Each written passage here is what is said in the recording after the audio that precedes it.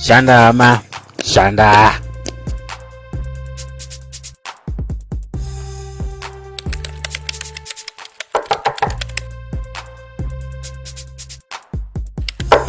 Come in.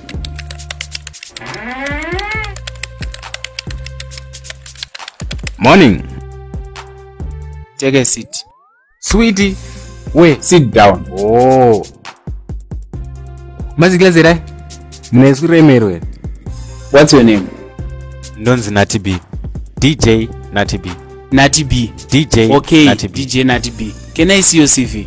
Andina. Why were you interview? Yeah. Well, any certificate of qualification?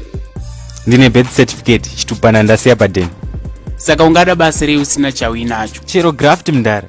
Chero kana rauri kuitera. Andori marketing manager. Human resource manager. The difference is the same mdara. Ungondito assistant wako so wozon promoter ako later. Ini ndiri gentleman andivanze hapana basa.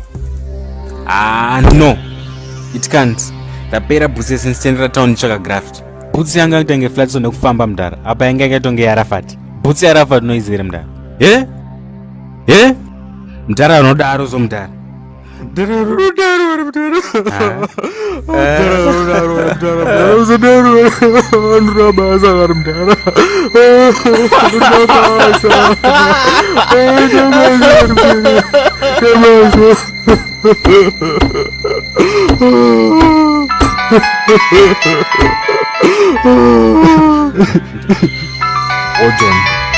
Hello.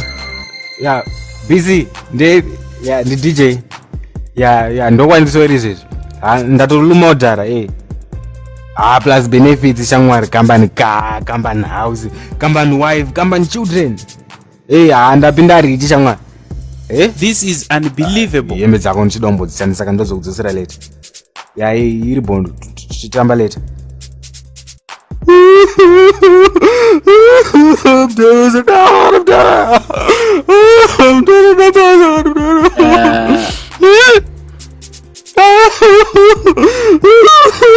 Alright. Uziya manthe ntono tingaite sei. Mati masipaka mdara oza mdara ndwega 1 mdara ane tsitsi dzesewo usabhaize nomwese vasingakudaya mdara uza mdara tofana kuwirana so toita magood smart shirts mdara uza next year teta ne company yedu so mdara teta kutenderana ma 745